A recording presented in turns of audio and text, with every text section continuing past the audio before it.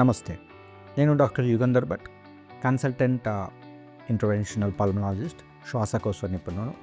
ఈరోజు మనము ఉబ్బసం లేదా అలర్జీ, డస్ట్ అలర్జీ అని వ్యవహారికంగా వాడే ఉబ్బసం యొక్క లక్షణాలు ఏంటి, అండ్ చిన్నపిల్లల్లో దీని యొక్క నెంబర్ ఆల్మోస్ట్ 17% అక్రాస్ ఇండియా ఉండడానికి రీజన్ ఏంటి అనేది వివరంగా తెలుసుకుందాం. ఈ ఉబ్బసం అనేది గత 10 సంవత్సరాల కిందటితో పోలిస్తే ఇప్పుడు కొంచెం పెరగడానికి ఒకటి సిజేరియన్ సెక్షన్స్ ద్వారా డెలివరీ కావడం, urbanisation, most number of individual or private vehicles and pollutions పెరగడం, అండ్ జెనెటికల్ పేరెంట్స్ కానీ గ్రాండ్ పేరెంట్స్ కానీ ఎవరికైనా ఉబ్బసం అనేది ఉన్నప్పుడు అది వంశపారంపర్యంగా వెళ్ళే అవకాశాలు నెక్స్ట్ జనరేషన్కి ఉంటాయి. అలా ఉన్న వాళ్ళలో precautions, healthy checkups and regular vaccinations తీసుకోవడం అనేది రివర్సబుల్ ఫామ్లో ఉన్న స్టేజ్లో మనము ఆ ఉబ్బసాన్ని కనుక్కోవడము, నిర్ధారణ చేయడము అండ్ నిపుణుల సలహా ద్వారా కాంప్లికేషన్స్ను ప్రివెంట్ చేయడం జరుగుతుంది.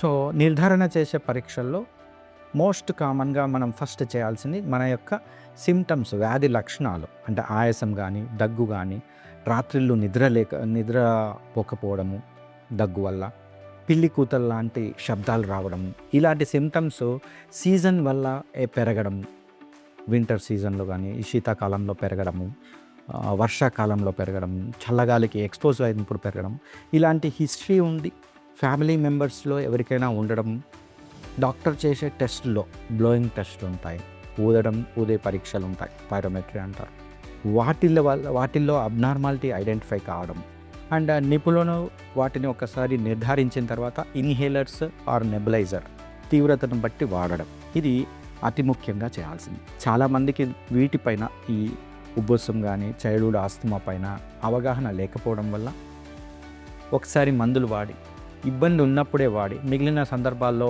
ఆపేయడం వల్ల అది రివర్స్ కాని స్టేజ్కి వెళ్ళడము, ఆ తర్వాత ఆ మందులు కూడా పనిచేయకపోవడము, ఆల్టర్నేట్ మెడిసిన్స్ వైపు వెళ్ళడము, ఇవన్నీ జరుగుతాయి.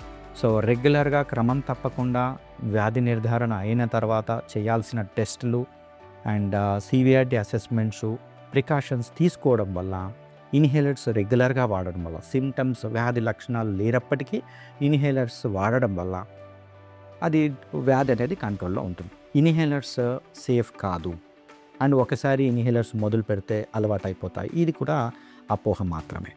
ఎందుకు అంటే ఇన్హేలర్స్ ఒక ప్రెగ్నెంట్ గర్భవతికి కూడా అవసరం ఉంది, వాళ్ళు ఆస్తమాతో సఫర్ అవుతున్నారు అని అనుకుంటే ఫస్ట్ 3 monthsలో కూడా ఇన్హేలర్స్ కానీ నెబులైజర్స్ కానీ సేఫ్గా ఇవ్వచ్చు. అంటే ఇన్హేలర్ సేఫ్టీ గురించి ఒక ఉదాహరణ ఇది.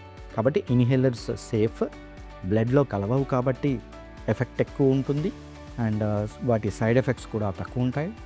అండ్ ఒకసారి మొదలు పెడితే ఇన్హేలర్ లైఫ్ లాంగ్ వాడాల్సిన పని ఏం లేదు. అది కొంత పోర్షన్ ఆఫ్ ఆస్తమా పీపుల్కి మాత్రమే ఉంటుంది.